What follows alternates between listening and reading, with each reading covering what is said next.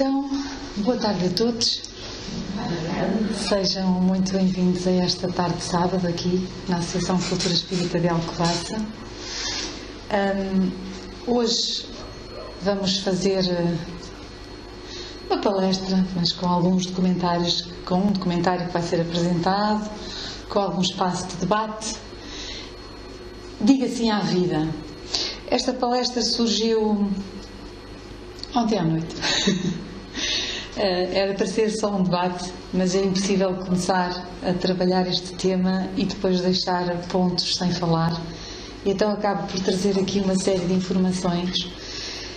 Mas vou começar por dizer que durante todo este mês, quem nos segue nas redes sociais, tanto no Facebook como no Instagram, todas as nossas mensagens diárias eram com este fundo amarelo e a dizer Setembro Amarelo.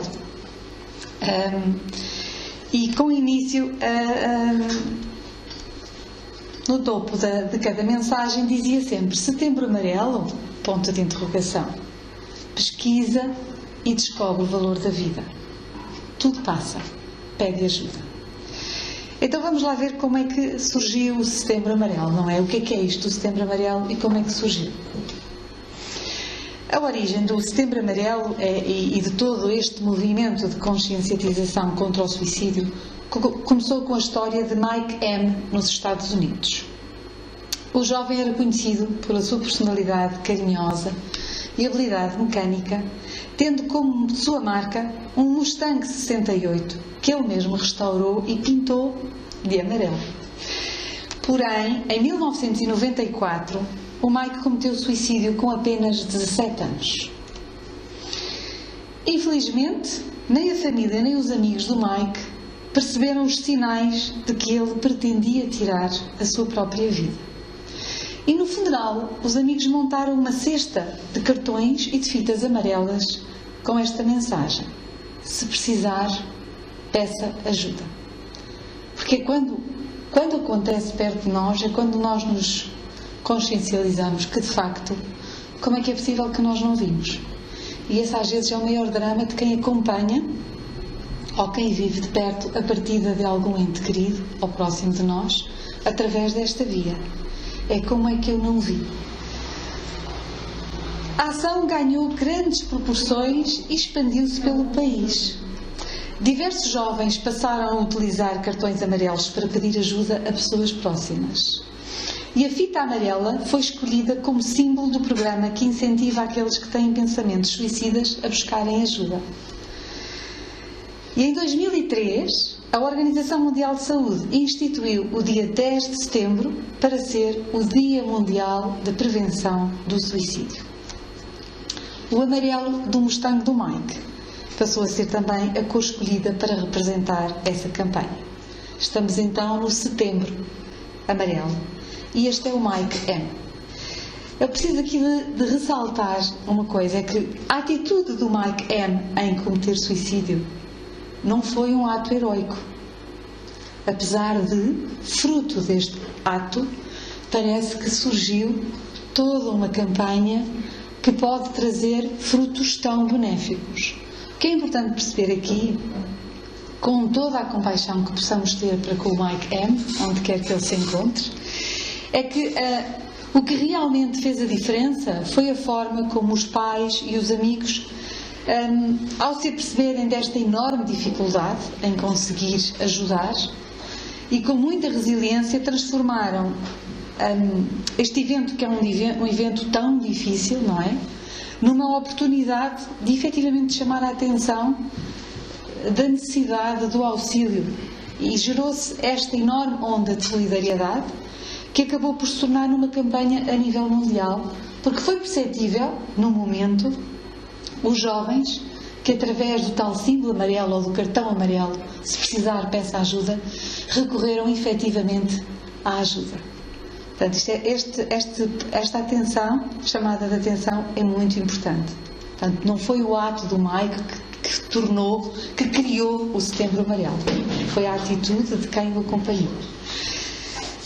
E embora o suicídio seja um assunto delicado, ele não se pode tornar um tabu.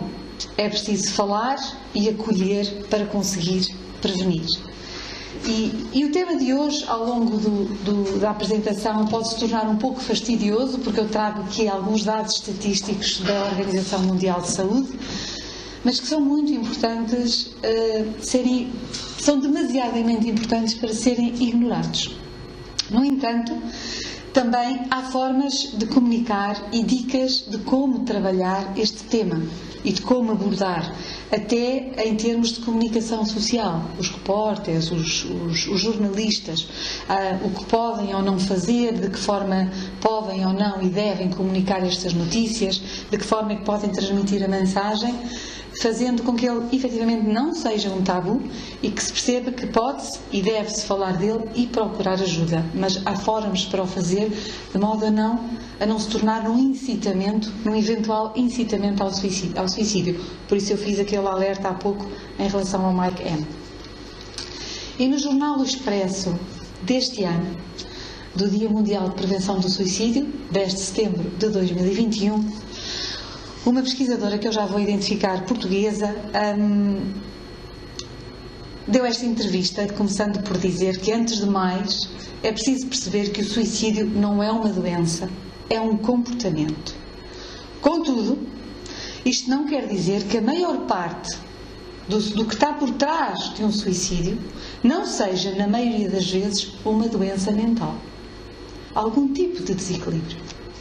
Diz ao Expresso Ana Matos Pires, assessora do Programa Nacional para a Saúde Mental, precisamente no Dia Mundial da Prevenção do Suicídio.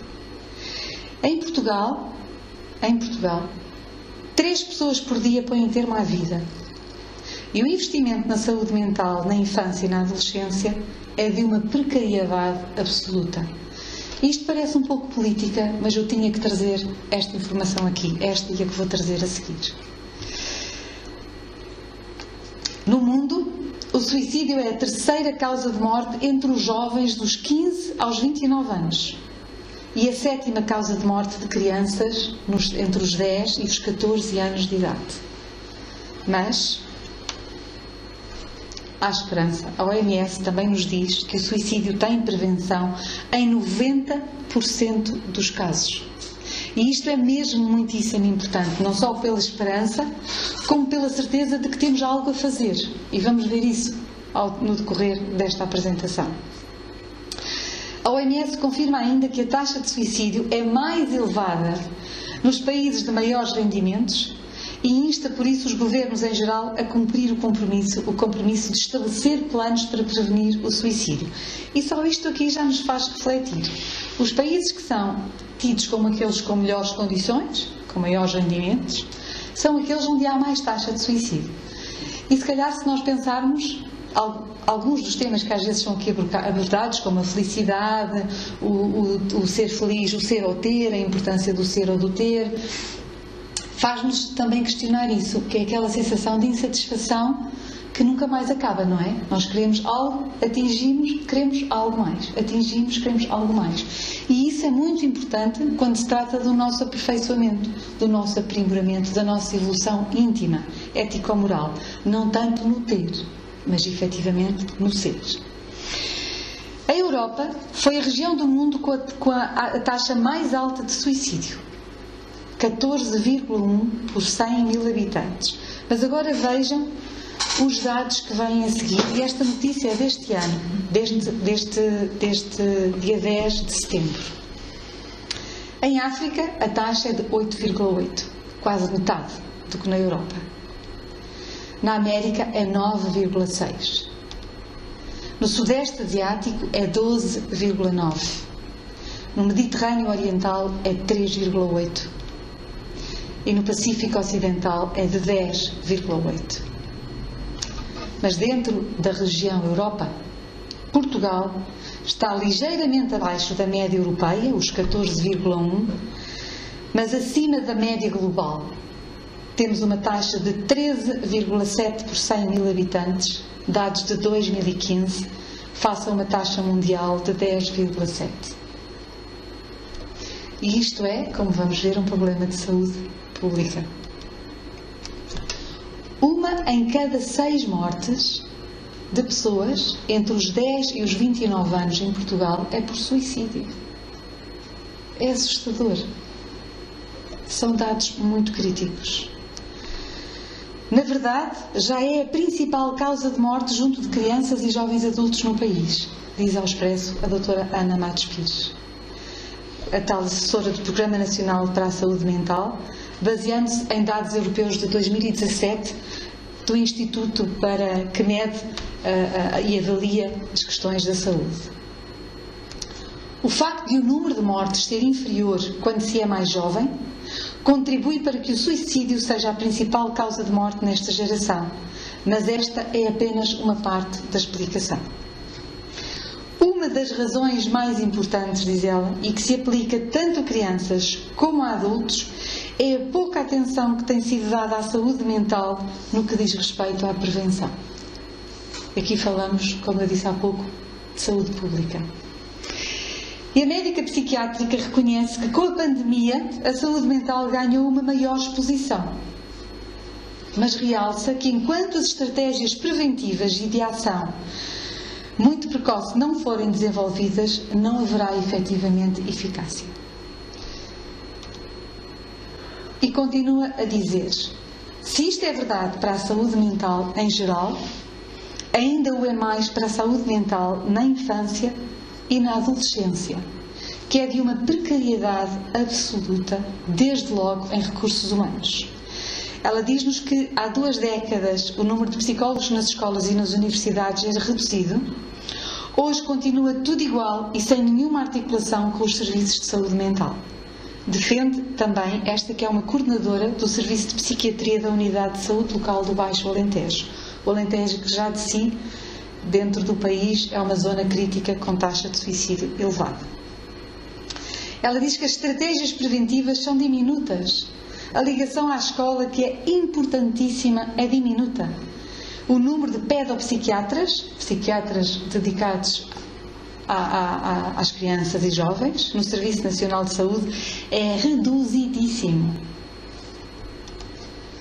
Ainda assim, congratula-se ela com o facto de a reforma da saúde mental ter sido incluída no famoso Plano de Recuperação e Resiliência, com uma dotação de 88 milhões de euros. A famosa bazuca que todos ouvimos.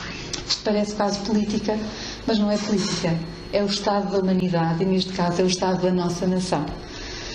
E ela diz-nos, parece que nos saiu o Euromilhões. É uma coisa nunca vista, sublinha ela, acrescentando que esta é uma demonstração política da maior relevância que se começou a dar a esta área da saúde. E foi necessária esta pandemia para chamar a atenção dos nossos governantes desta situação. Não sabemos ainda no que é que vai dar, não é? Mas para já que chama a atenção já é importante, já é um princípio. Finalmente se percebeu, como diz ela, que não há saúde sem saúde mental.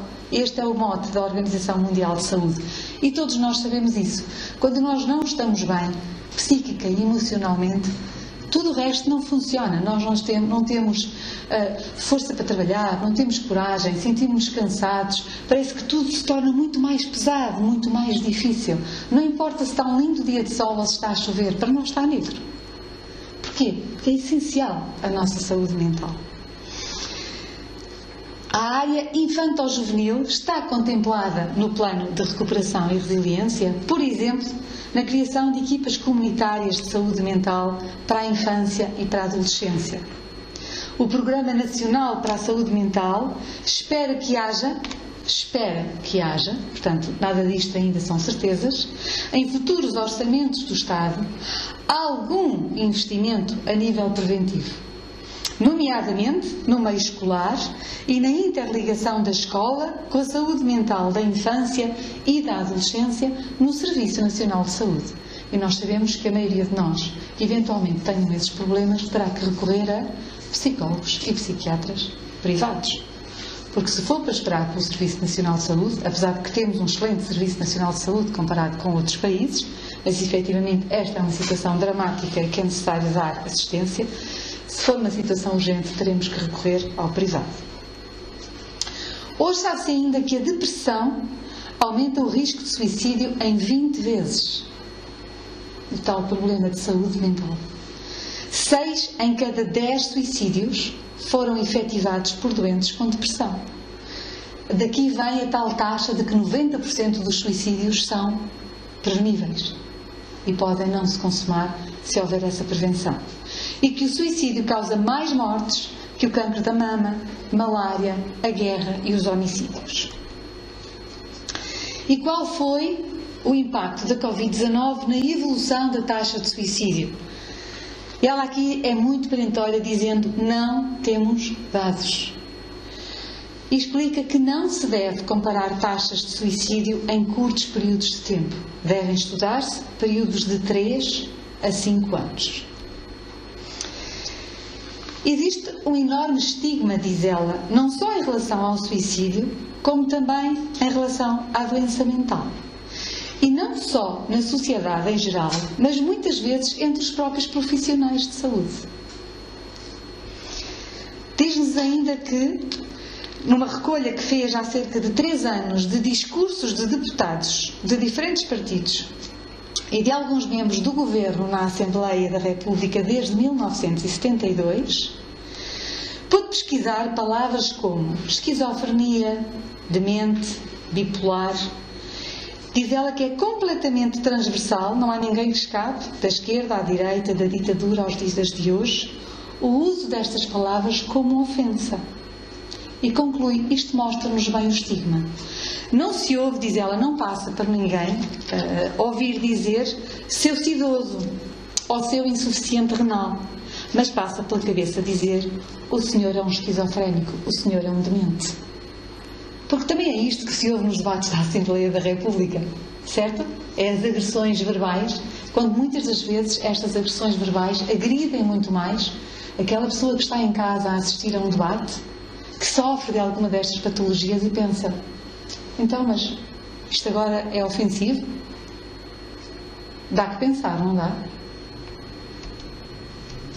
Para Ana Matos Pires, este é um dos grandes assuntos que a Política Nacional de Saúde Mental, e citando-a, tem de pegar pelos cornos.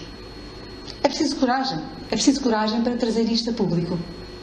Eu, por acaso, peguei neste artigo do Expresso, mas não vi nenhuma notícia que tivesse dado ênfase. Achei estranho. Não foi assim há tanto tempo, mas pensei: como é que é possível que isto me tenha passado? E não houve comentários a esta notícia. A luta anti-estigma, os maluquinhos, a desconsideração, a marginalização continuam a ser uma realidade, realça ela.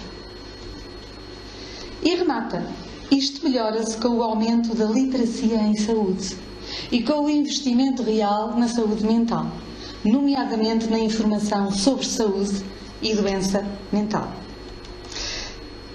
E depois de termos visto toda esta informação, muito ela estatística, mas que é o quadro real das nossas vivências atuais, não só em Portugal como no mundo, apesar de esta última parte ser em Portugal, é muito importante estarmos conscientes destes dados, porque isto também nos pode impelir a percebermos que papel nos cabe exercitar na sociedade, não é?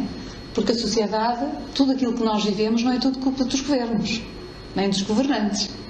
É nossa responsabilidade no dia a dia, nas nossas ações, perante nós mesmos e perante aqueles que nos rodeiam. No pedir ajuda quando nós necessitamos, ou estarmos atentos ao outro, para percebermos: será que precisa de ajuda? E a doutrina espírita, certamente com tudo isto que ouvimos, já estamos todos aqui a pensar e a refletir em tanta da informação que a doutrina espírita nos traz, impele-nos, pelo conhecimento que já temos, a refletir sobre tudo isto e a exercitar aquilo que aprendemos, principalmente a grande máxima de que fora da caridade não existe salvação. E nós temos o dever, cada um de nós, de exercitar essa caridade, prestando essa atenção ao outro, percebendo como está o outro, o que é que podemos fazer. E muitas das vezes podemos tão somente ouvir, ou tão somente dizer: eu estou aqui, à distância de um telefonema, ou à distância de uma videochamada, ou à presença no centro espírita, se essa for a opção da pessoa, ou em N outras situações, que no final eu vou deixar alguns números de contacto e de apoio porque não tem só que ser o centro espírita auxiliar, mas nós, efetivamente, dentro da doutrina, temos um manancial de informação que nos auxilia a lidar com este drama. Então vamos agora ver um documentário de André Trigueiro. Toda a gente conhece, ele já foi aqui várias vezes apresentado. Eu apresento muitas vezes certos dele em algumas palestras. Ele é espírita, mas também é jornalista, é repórter da TV Globo e é autor do livro Viver é a Melhor Opção, precisamente um livro sobre o suicídio e a prevenção do suicídio, que esta entrevista confirma alguns dados que eu também aqui referi, dados estatísticos, como eu disse, da Organização Mundial de Saúde, mas traz-nos também aqueles ensinamentos que eu falei e as dicas sobre a forma de comunicar estas questões relativas ao suicídio, como aquele alerta que eu deixei em relação ao Mike M. do Setembro Amarelo. E fala-nos também, enquanto espírita, da visão espírita e daquilo que eu tenho estado aqui a falar, do nosso papel de cada um de nós e depois coletivamente neste flagelo que assola toda a humanidade. Então vamos ouvir esta reportagem do André Trigueiro. Olá, meu nome é Christian e essa é a conversa sobre suicídio. E hoje estaremos recebendo o repórter da Globo, André Trigueiro, autor do livro Viver é a Melhor Opção. Vamos conversar sobre isso? Olá, meus amigos. O assunto que nos traz aqui hoje é um tabu. Tabu é um assunto que, por razões culturais, filosóficas, sociais, religiosas, a gente, por princípio, prefere não falar sobre. Mas na área da saúde pública, a gente sabe que é preciso informação para prevenir qualquer doença ou morbidade. O tabu não combina com saúde pública. Portanto, é preciso falar de suicídio, que é um assunto invisível, está fora do radar da sociedade. E o suicídio é caso de saúde pública no Brasil e no mundo. Os últimos dados da Organização Mundial da Saúde dão conta, e são recentes, é do segundo semestre de 2014, quando foi lançado o mais importante relatório sobre suicídio no mundo pela OMS. Esse relatório dá conta de que, por ano, aproximadamente 800 mil pessoas morram por conta de suicídio, o que dá uma média de 2.200 casos por dia, ou um novo caso de autoextermínio a cada 40 segundos. Pouca gente sabe disso, mas esse é um problema crônico no mundo, onde, segundo a própria OMS, há mais casos de suicídio do que de homicídio ou mortes em conflitos armados, guerras. Também a Organização Mundial da Saúde estima que para cada caso consumado de suicídio haja aproximadamente 20 tentativas, o que numa conta grosseira seriam 16 milhões de tentativas de suicídio por ano. Para cada caso consumado de suicídio, um grupo estimado de 6 pessoas, normalmente parentes e amigos, pessoas mais próximas do suicida, registram um forte trauma.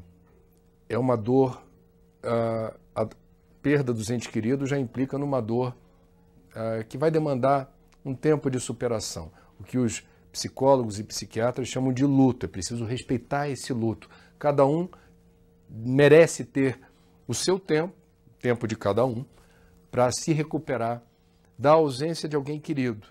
Quando essa ausência se dá de forma tão dolorosa e violenta quanto através do suicídio, isso também é um problema de saúde pública, porque há perda de produtividade, a pessoa fica meio anestesiada, ela não consegue realizar as tarefas, os trabalhos que normalmente faz com a mesma desenvoltura. Esse é um problema sério. Como enfrentar esse problema? Como explicar esse tabu? Por que o assunto invisível? Por que não se fala sobre suicídio? Sabe-se, desde o século XVIII, por conta de um livro lançado pelo famoso escritor alemão Goethe, Os Sofrimentos do Jovem Werther, que dependendo da forma como se fala de suicídio, isso pode ser uma informação que soe como sugestão. Nesse livro, no auge do romantismo, o personagem Werther tem uma desilusão amorosa e ao final do livro, não tendo o amor correspondido, ele resolve se matar. E o que se verificou nos meses subsequentes na Europa é que vários jovens de sexo predominantemente masculino repetiram o gesto extremo do jovem Werther, se matando empregando o mesmo método do personagem do livro. É claro que isso despertou um interesse científico sobre o risco, a possibilidade da informação alusiva a suicídio soar como sugestão. Não apenas na literatura, mas em qualquer meio de comunicação, qualquer mídia.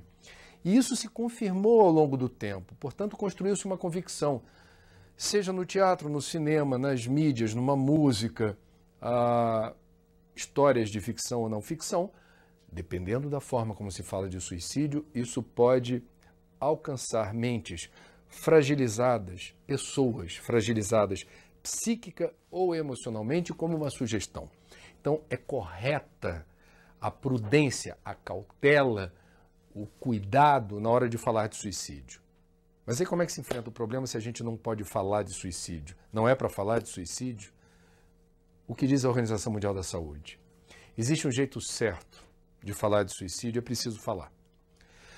Esse jeito compreende, por exemplo, no caso da mídia, eu sou jornalista, protocolos de abordagem.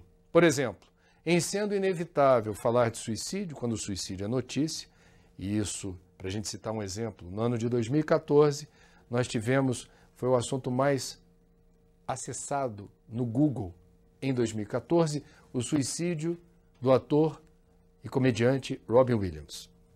Não dá para não informar que Robin Williams se matou.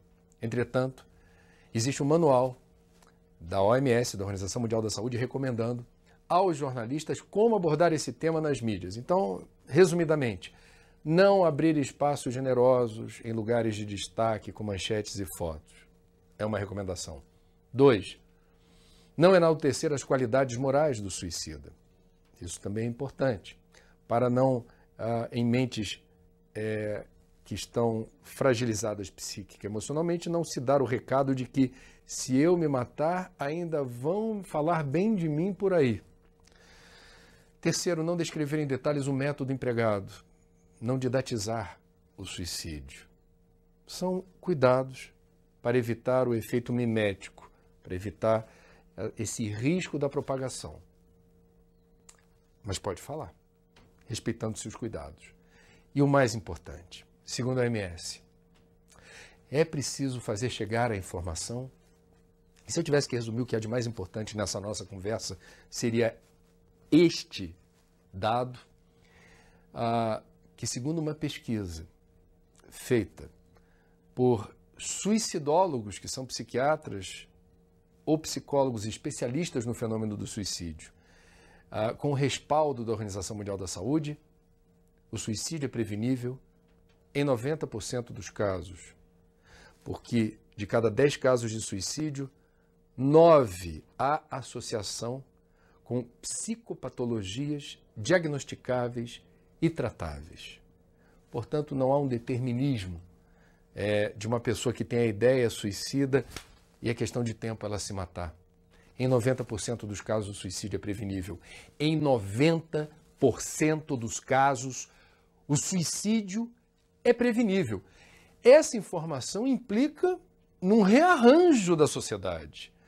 Se é prevenível em 90% dos casos, nós devemos mudar rotinas na forma como se constrói uma política pública de prevenção do suicídio, na instrução que se deve dar a profissionais de saúde sobre como lidar com essas patologias de ordem mental associadas ao autoextermínio e como cuidar da pós-venção. Quem tenta ou quem realiza uma tentativa e precisa ser alvo de cuidados multidisciplinares. Nesse livro, Viver é a Melhor Opção, nós reservamos o último capítulo para falar da doutrina espírita apenas porque eu sou espírita, sem nenhum proselitismo, não é a tentativa de convencer ninguém. Se eu fosse budista, o último capítulo seria reservado à visão budista, muçulmano, a visão do Islã. Se eu fosse judeu, a visão do judaísmo. Ou seguidor de qualquer outra tradição. Em última instância, o que nós estamos fazendo aqui, quando falamos do problema do suicídio, quando achamos que o suicídio é um problema, nós estamos, na verdade, para esse debate ele ter a amplitude e a força que ele merece ter, nós precisamos fazer, essa é a minha percepção, um exercício de transcendência. O exercício de transcendência, ele é útil, ele é filosoficamente importante e espiritualmente necessário. Albert Camus, argelino, um dos mais importantes filósofos modernos, sacramentou numa frase que a gente reproduz na abertura do livro, que está em jogo quando a gente fala de suicídio. Diz ele: o suicídio é a grande questão filosófica do nosso tempo. Decidir se a vida merece ou não ser vivida é responder a uma pergunta fundamental da filosofia. Quem tem apreço pela filosofia vai encontrar preciosos exercícios, especulações sobre o sentido da vida ou da morte. O que me impressionou fazendo o livro é que todas as grandes religiões ou tradições espiritualistas do Ocidente e do Oriente, a maioria absoluta dessas religiões e dessas tradições, embora divirjam em relação a miudezas teológicas, meu Deus é assim, meu Deus é assado. Existe reencarnação? Não, não existe. Existe céu e inferno? Não, não existe.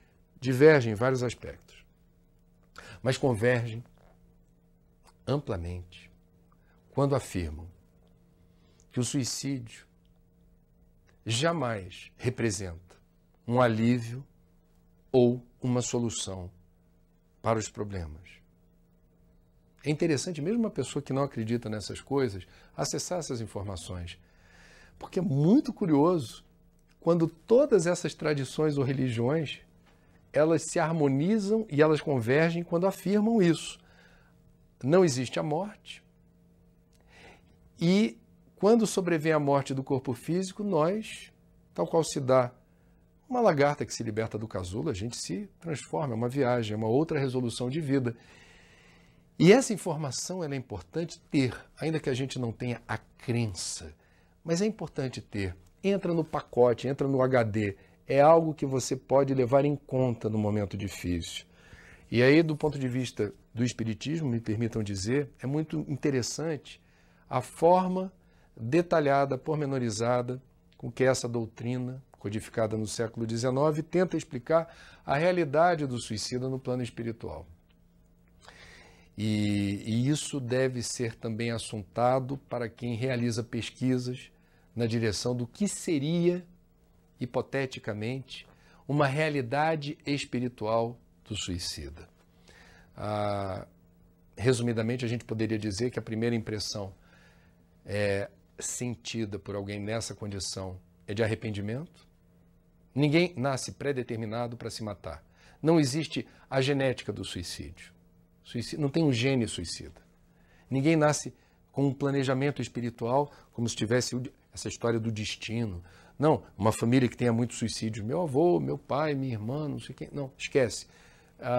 É claro que existe aí uma questão que vai requerer atenção e cuidado, porque não é fácil ter perdas de gente próxima e querida nesses termos. Mas isso não faz de você um suicida em potencial se você estiver vivendo essa situação. Então não existe, primeiro, tirar qualquer dúvida que exista sobre o sentido da vida. Ninguém nasce para se matar. Essa é a crença dos espíritos. Então a gente precisa ter muito cuidado quando a gente analisa esses horizontes associados ao autoextermínio. Quais são as consequências disso na linha do tempo e o tempo que extrapola a vida na Terra. Nós também temos, espíritas, a informação de que pode-se cometer o suicídio indireto. Ou seja, quando a pessoa ela usa esse fluido vital, esse combustível da vida, que existe apenas e tão somente para que a gente, dentro do nosso nível evolutivo, com muitos erros, muitas imperfeições, mas a função mais nobre do fluido vital é permitir que a gente siga em frente, para evoluir. A gente está aqui para evoluir, a gente está aqui para promover esse progresso moral, ético. Esse é o grande sentido da vida na visão espírita.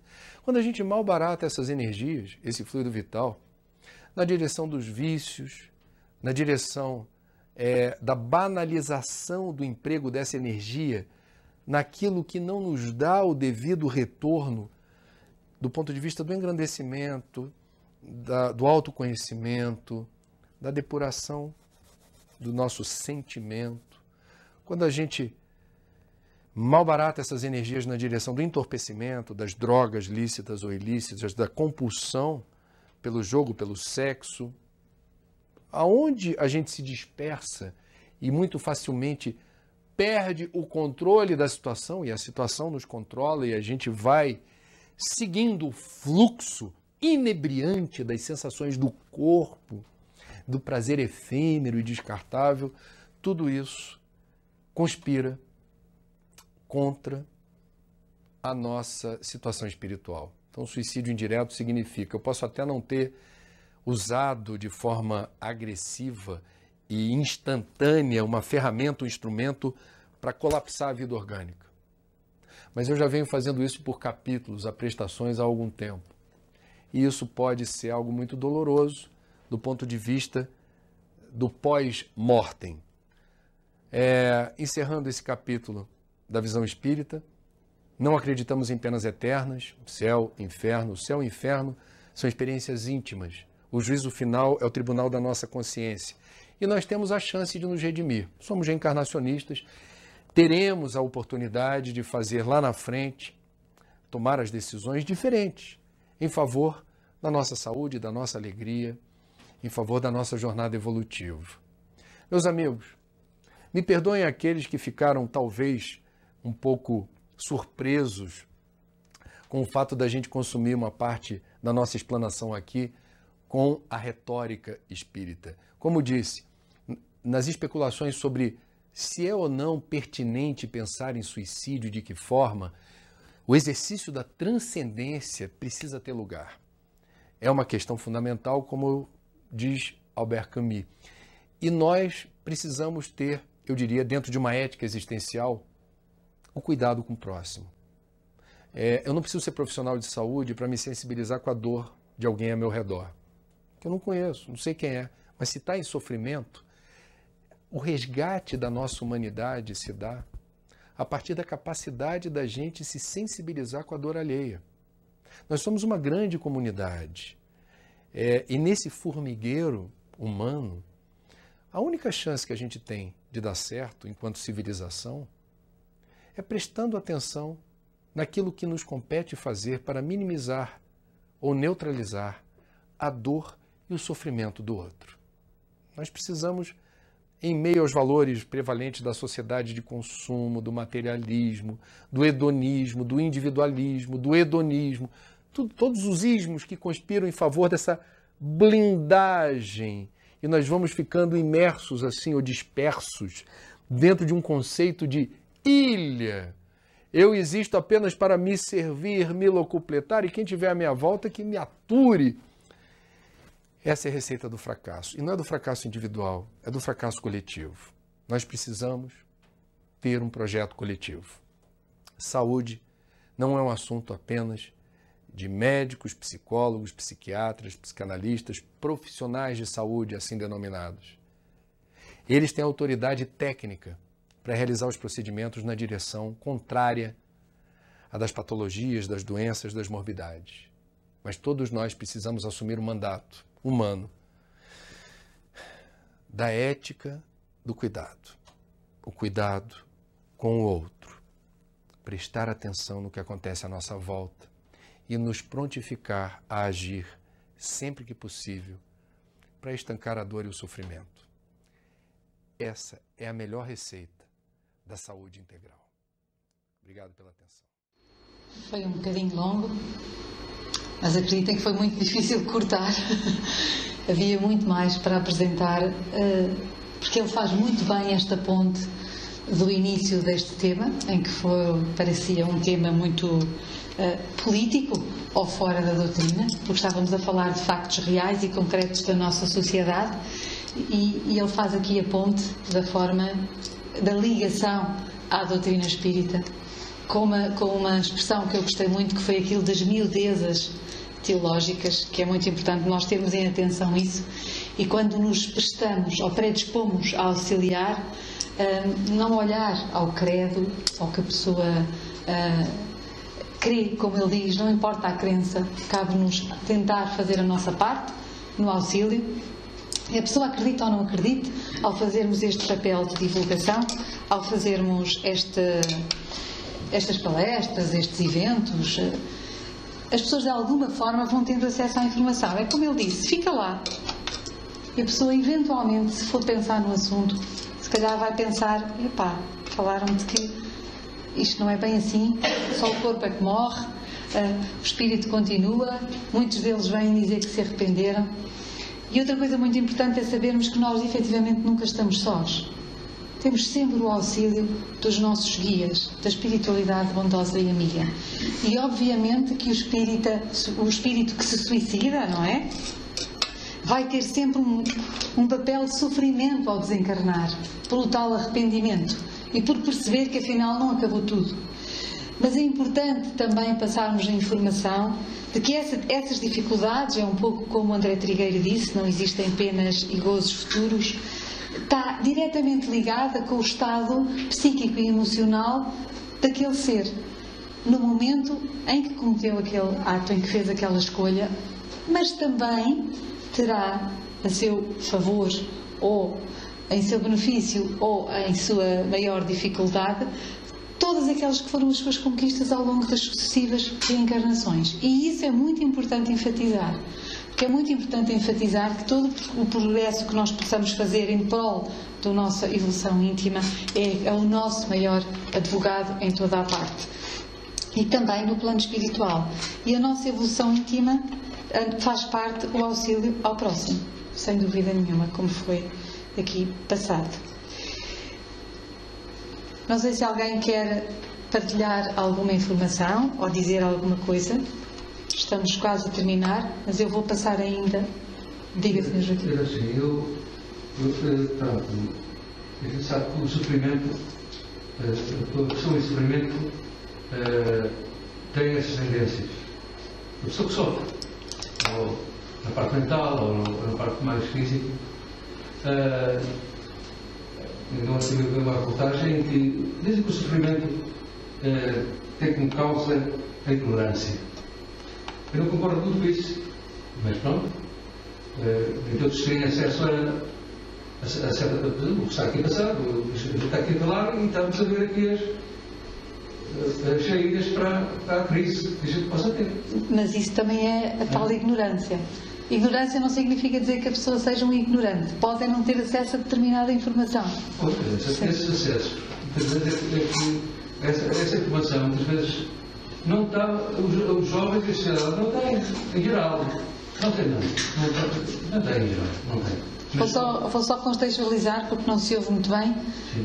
A questão que o Sr. Joaquim estava a colocar é que numa reportagem ou numa review, o suicídio por norma está inerente a um processo de dor, de sofrimento, seja ela física ou mental ou psíquica, e que se trata muitas das vezes de um processo de ignorância e que não concorda com isso. Eu compreendo, e que muita gente não tem acesso a esta informação, principalmente os jovens. Mas é assim, eu concordo em parte com aquilo que está a dizer. Não concordo que seja ignorância em sentido lato da palavra ignorância.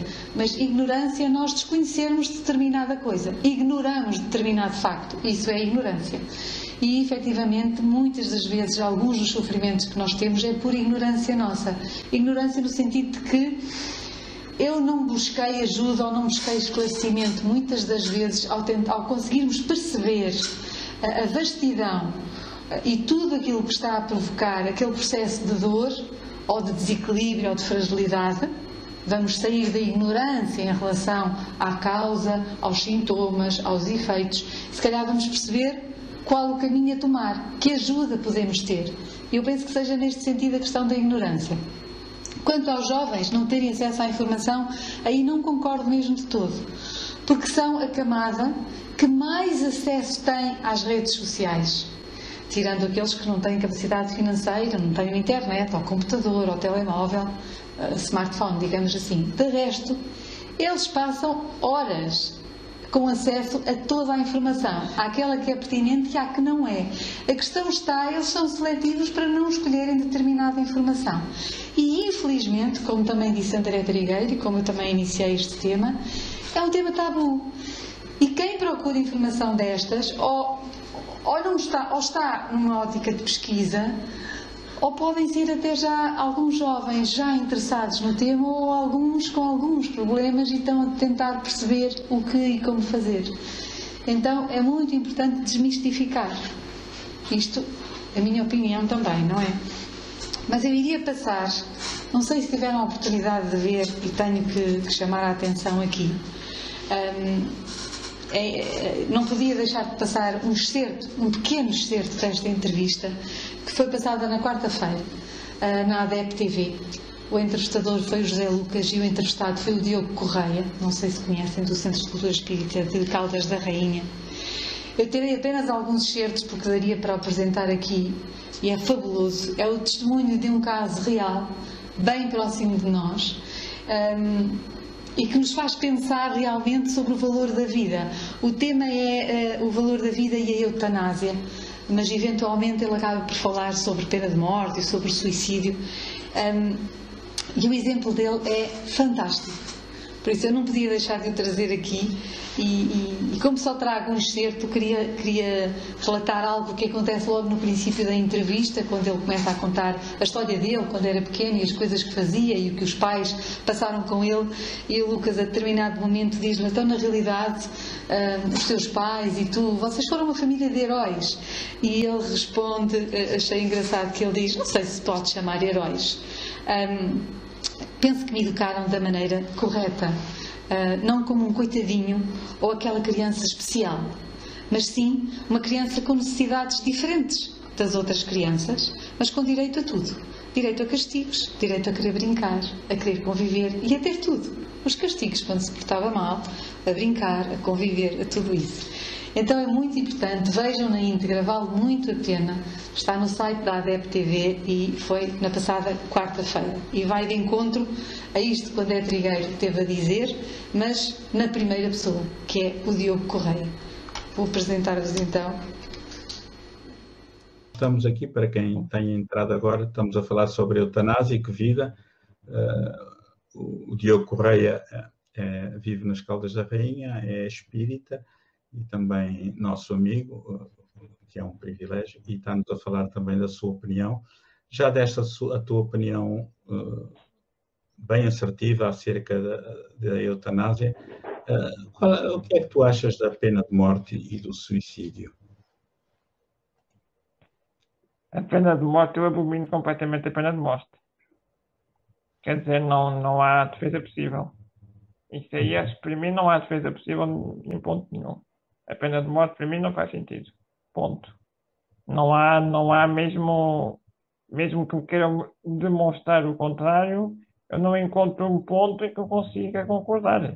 A pena de morte, eu abomino, ponto final. O suicídio, também sou contra, como é lógico. Acho que não faz sentido. Mas aí é mais uma fraqueza da própria pessoa. Ou por último, uma fraqueza da sociedade em dar resposta àquela pessoa que está a passar por um momento difícil. Porque muitas vezes a pessoa está num sofrimento atroz e falta solução da sociedade para aquela pessoa. O facto dela se isolar, o facto dela não achar solução para os seus problemas, sejam eles quais forem, também tem que ser visto como uma falha da sociedade.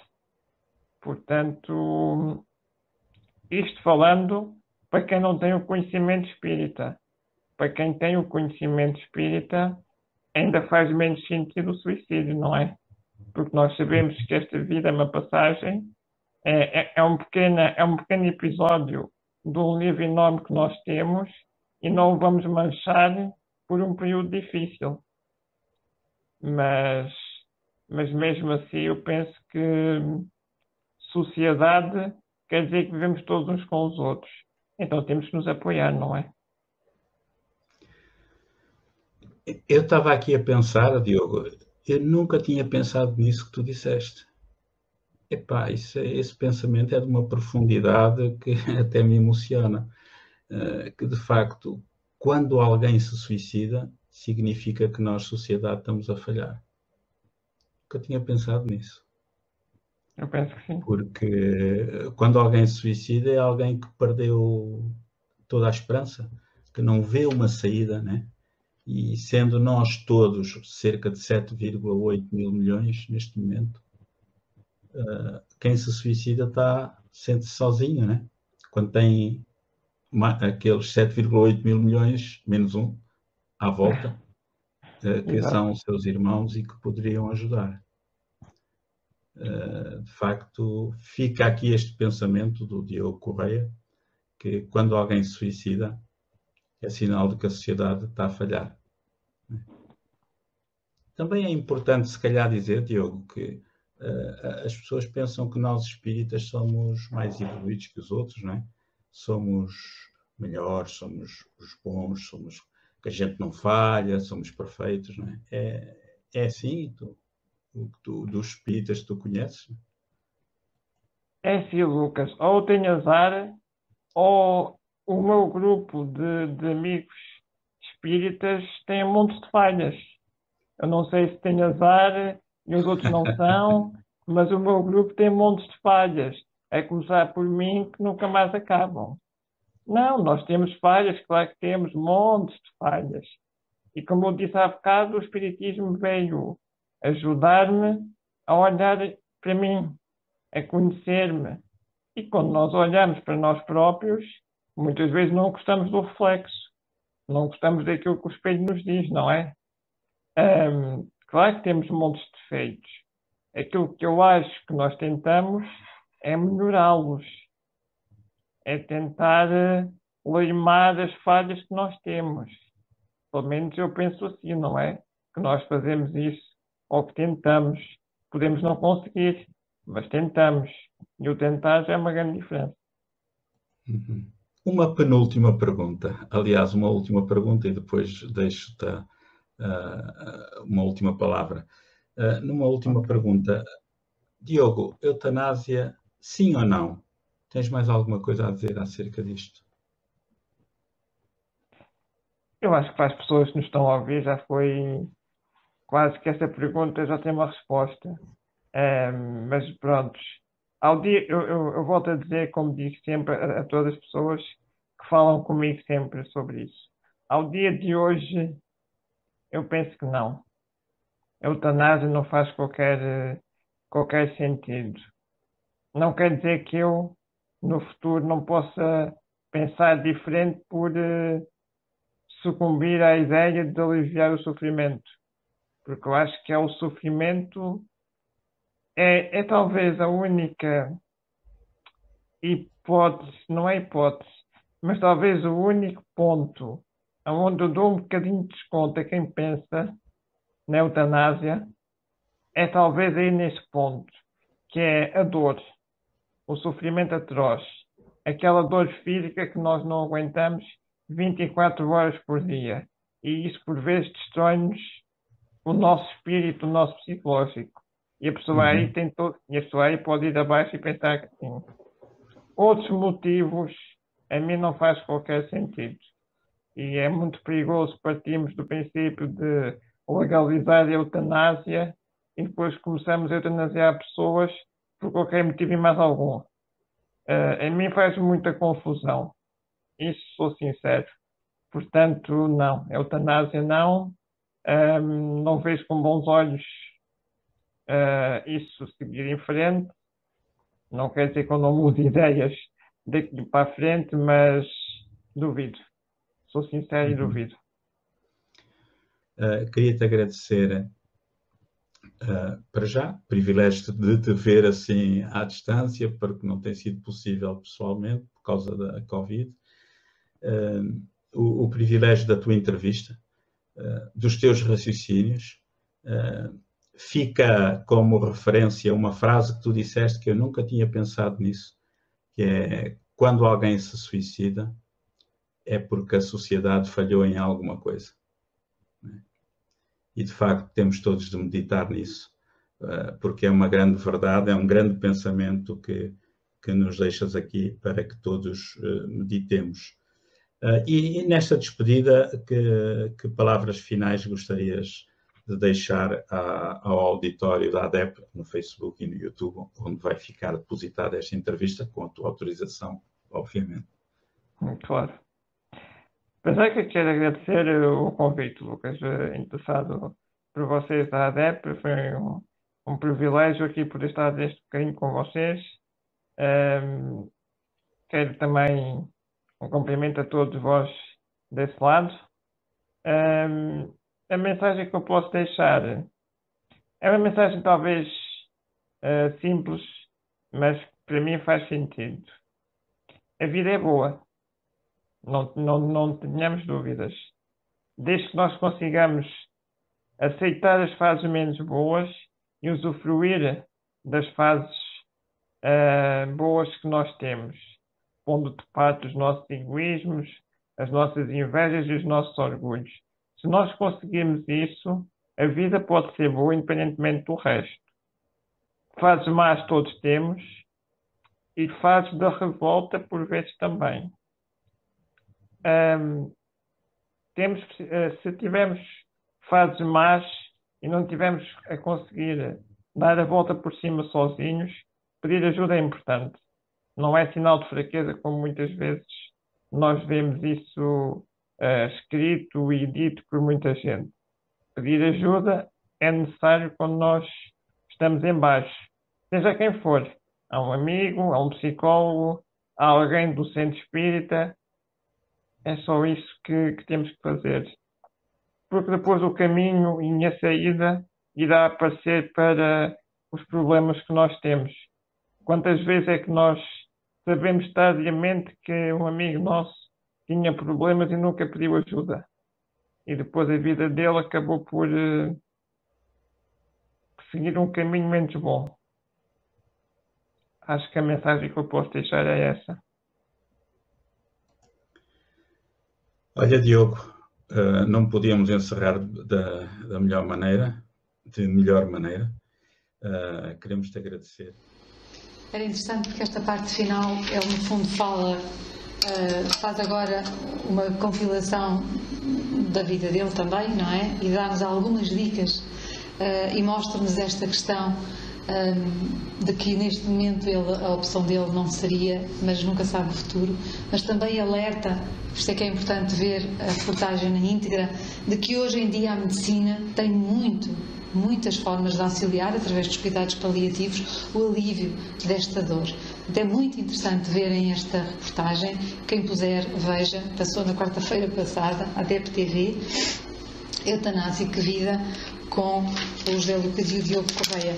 Dizer que ele tem uma doença degenerativa que afeta os músculos todos, ele vai perdendo tudo o que é músculos, desde o coração, pulmões, tudo.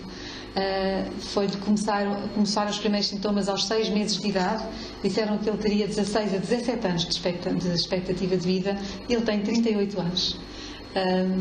E quem o conhece é uma pessoa fantástica, com uma energia fantástica. E como ele diz, graças a Deus o cérebro não é um músculo, por isso ele tem uma clareza de raciocínio fantástica, como aliás foi visível na entrevista. E é super ativo mesmo nas redes sociais e tudo, por isso é importante deixar este testemunho dele e este sentido da vida ou da morte por alguém que vive como ele vive, não é?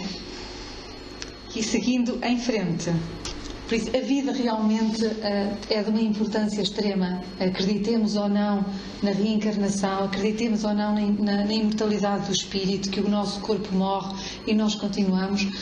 É importante percebermos que esta oportunidade, esta vivência é única. E pode ter dias, e tem dias, que são terríveis, e nós estamos num país privilegiado, vivemos situações, uma vida ainda privilegiada, há pessoas que vivem vidas muito dramáticas, mas efetivamente dizer sim à vida é a única opção, sem dúvida nenhuma, porque todos nós também sabemos que estamos aqui de acordo com aquilo que é mais necessário à evolução do espírito que nós somos. Por isso, para esta noção de que realmente não importa dar um ponto final à vida. Espero conseguir passar este filme. Este sim já não é nem uma reportagem, nem uma entrevista na primeira pessoa, é somente um filme criado propositadamente para nos deixar uma mensagem muito importante sobre a importância da vida.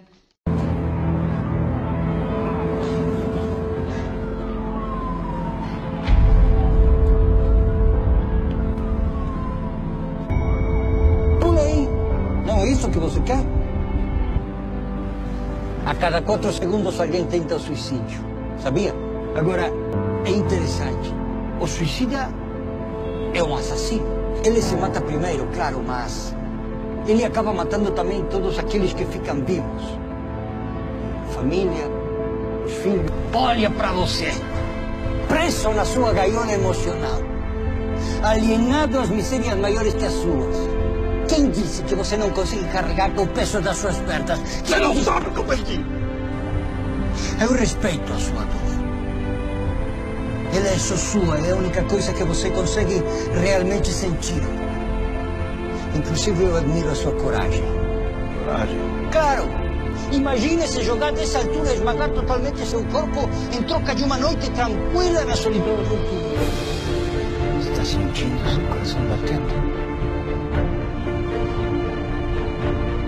Parece que vai explodir no seu peito, não é?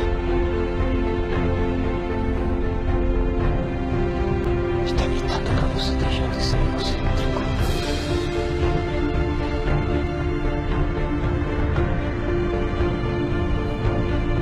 Seja lá o que você pretende encontrar lá embaixo, tem uma chance as dúvidas que estão surgindo aqui em cima. O suicida não quer se matar.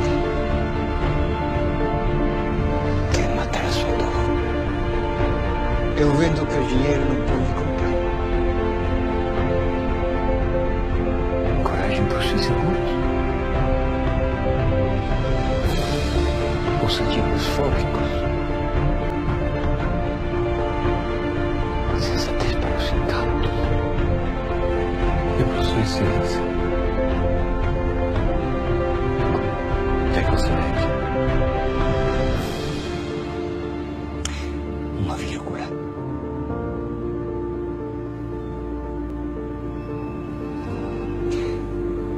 Uma pequena vírgula. Para que continuem a escrever sua história. Mesmo quando o mundo desaba sobre eles.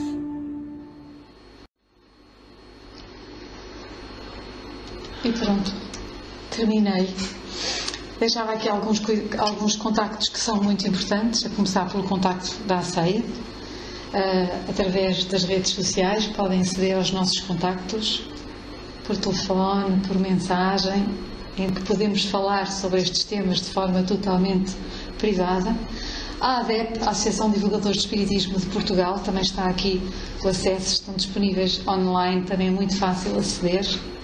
A AMNorte, a Associação de Médicos Espíritos do Norte, que tem um grupo de médicos que fazem uma assistência multidisciplinar, não só em termos de cuidados paliativos, como na prevenção de flagelos como este, que é o suicídio.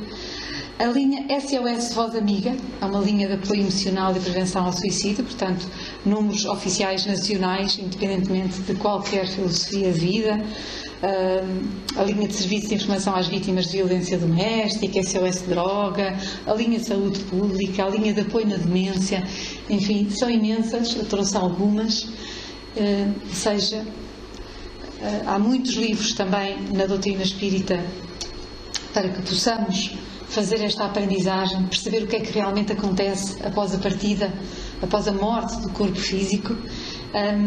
E alguns desses livros podem mesmo realmente nos ajudar, mas deixava para finalizar aqui aquele grande alerta que fomos vendo aqui, é o papel que cabe a cada um de nós enquanto membros desta sociedade e a cada um de nós próprios, estar atento para com o outro, ser empático, tentar nos colocar no papel do outro e tentar perceber. Nem sempre vamos conseguir, porque nós também temos as nossas fragilidades, mas estar atentos, e que cada vez que conseguimos pode ser alguém que estamos a auxiliar. Pôr em prática, esse é no fundo o desafio para todos nós, e efetivamente a grande máxima de toda esta campanha de prevenção do Setembro Amarelo, que é, se precisar, peça ajuda. Falar é efetivamente a melhor solução. Obrigada a todos. Foi um pouco fastidioso, mas era importante trazer estes dados, por isso, bem-aja pela vossa paciência.